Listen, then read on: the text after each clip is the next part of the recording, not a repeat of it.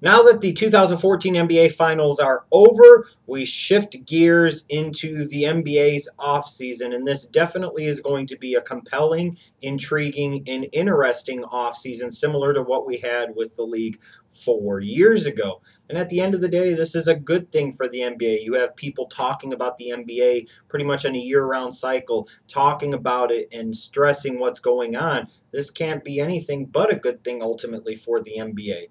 And the primary storyline heading into this offseason is going to be what is going to happen with LeBron James and the Miami Heat. Well, we got the first kind of answer today as reports started to surface that LeBron James is indeed opting out of his contract with the Miami Heat after 4 seasons to become a free agent. Now, I personally am not a big LeBron fan, and I definitely can never be labeled a LeBron defender. Some of my videos on this channel will clearly attest to that. However, I know where this is going to go. The national sports media is going to be a Twitter and a flutter. And the sports fans, a lot of them, are going to be a buzz and a flutter about this. And you're going to see all types of ridiculous things said about LeBron James. Now, to a degree, some of the hate and some of the animosity towards him is understandable because of the stuff that he has said and he has done, and that the NBA has said and has done, and the national sports media has said and done to present kind of LeBron James in a certain light and protect him in a certain degree. That creates that type of hatred, that hate, if you will. And I understand it and I get it. But this here is an example where LeBron James doesn't deserve the heat. He doesn't deserve the criticism. He doesn't deserve the hatred because, frankly, I don't see what the hell is wrong with what he's doing. Look, this is an example of where the national sports media and sports fans in particular need to be realistic. Even though they talk about it, they seem to clearly not understand it. Sports, first and foremost, is a business. It's not just a pleasure thing. You might say, it's a kid's game and all of that. But at the end of the day, professional sports are a business, and they are in the business to do what? Make money, for the old hashtag ass pocket. This is not some new concept, yet so often so many fans and so many members of the national sports media are stuck in this naive kind of kumbaya world of, oh, they do it for free, they do it for free. Well, if they do it for free, how come they don't do it for free? They don't do it for free because it's a business about making money. And I resent this whole notion that professional athletes are so bad and they're so greedy and they're such prima donnas, especially today's athletes. They're so spoiled and they get paid way too damn much to do way too damn little. Well, let me ask you this. Who deserves to get paid more? Somebody like a LeBron James who has worked his entire life to develop his skill set to a point where he is the best at what he does in his profession today, where he has actually earned that, where he has proven consistently that he is a premier player and he has a certain set of skills that are very unique that very few people, if nobody in the world, actually has.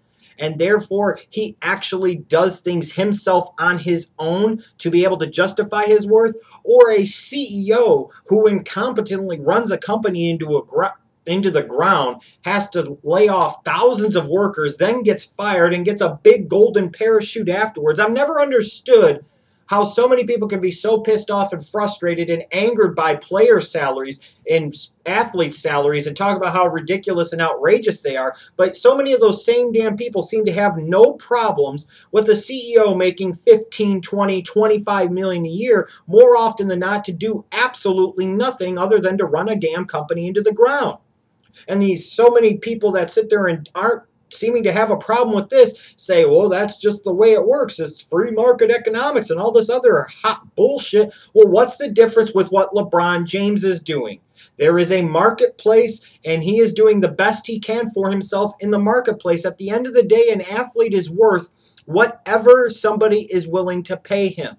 So why should we begrudge a LeBron James for trying to get everything that he possibly can, especially with the limited earnings window that a professional athlete has? You know, the average NBA career is what, a few years? NFL career is even shorter. So if a LeBron James, after all of these years, wants to make sure that he does as much as he possibly can through his hard work over the years, to be able to enjoy his life post-NBA and live the type of lifestyle that he feels he wants to and he has worked hard to be able to do, then why should we hate on him for that? If anything, we should applaud that. We should congratulate that.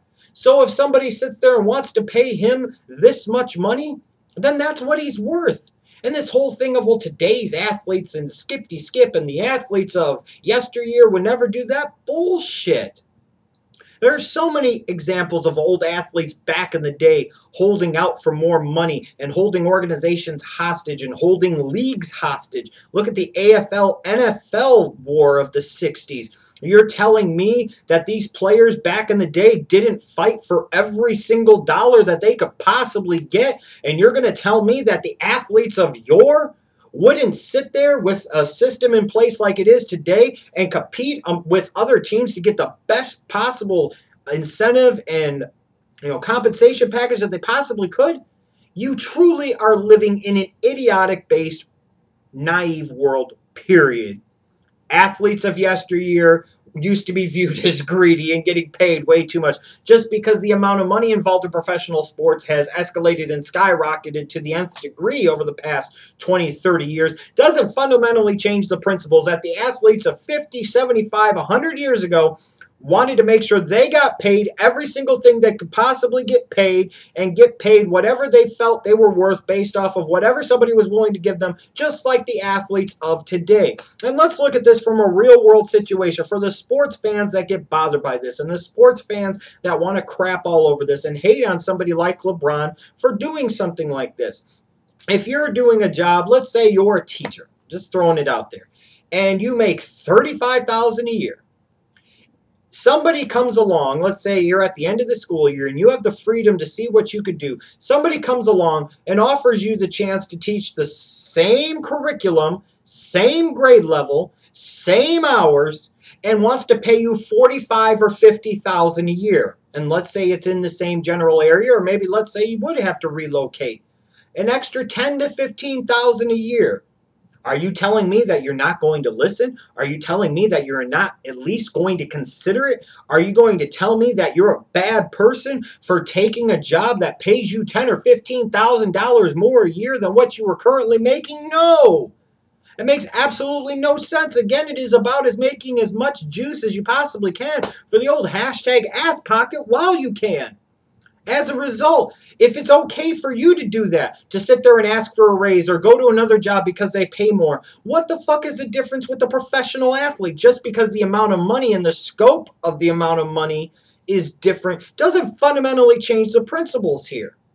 So again, I don't hate on LeBron James for getting it. I say, brother, you go do what you need to do. You get what you can get and what you feel is best for you. And if that is the most money you possibly can, then terrific. And by the way, this whole thing of him opting out, people are talking about, oh, it could be another decision and it could be this. Here's what it really means.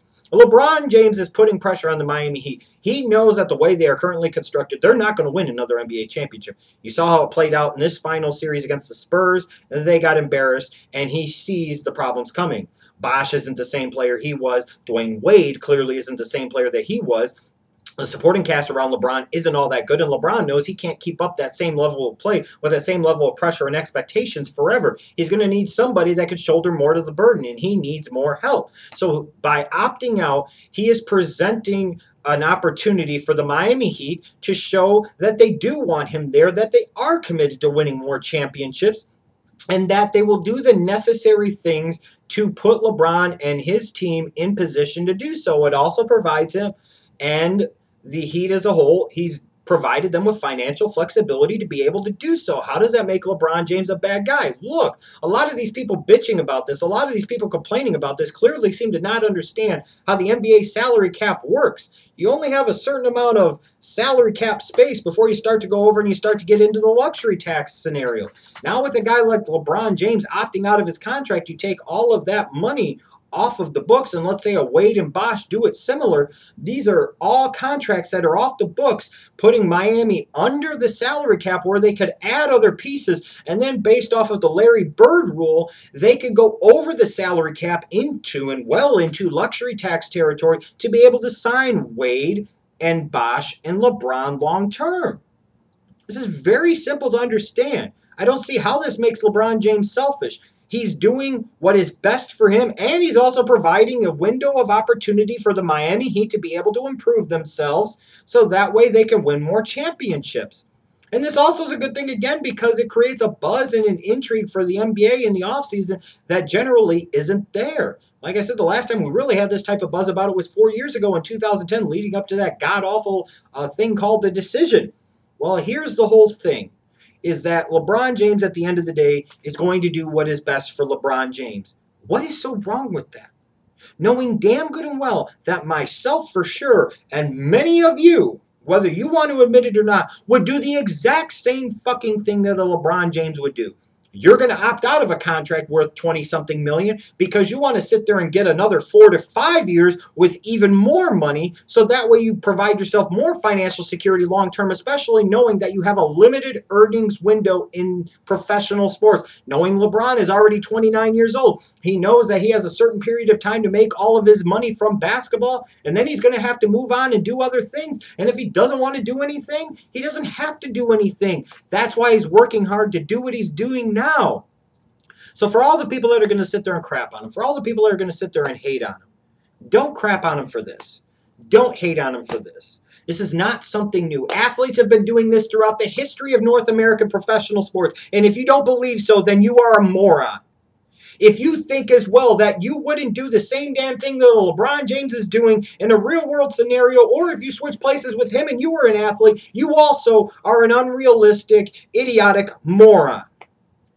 Let's applaud the man for working hard his entire life to get a position where he could actually do this.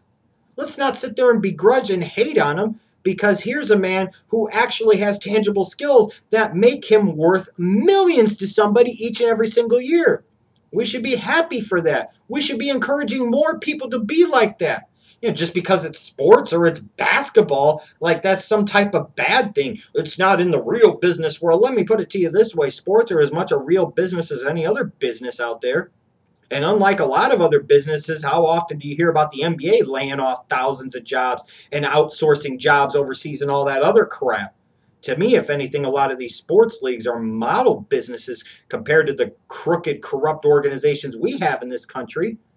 So again, if you're going to sit there and bitch and moan about LeBron James being greedy and being selfish, you do the same fucking thing. And you shouldn't hate on him for it. If you want to hate on him for other stuff, you go ahead. But this whole notion that he's a bad guy because he opted out, clearly, A, you don't understand the scenario and the situation. B, you're living in a fantasy land. And C, you apparently just want to bitch for the sake of bitching. And coming from somebody like me who loves to gun and hate on LeBron James, I would think that would mean at least a little something.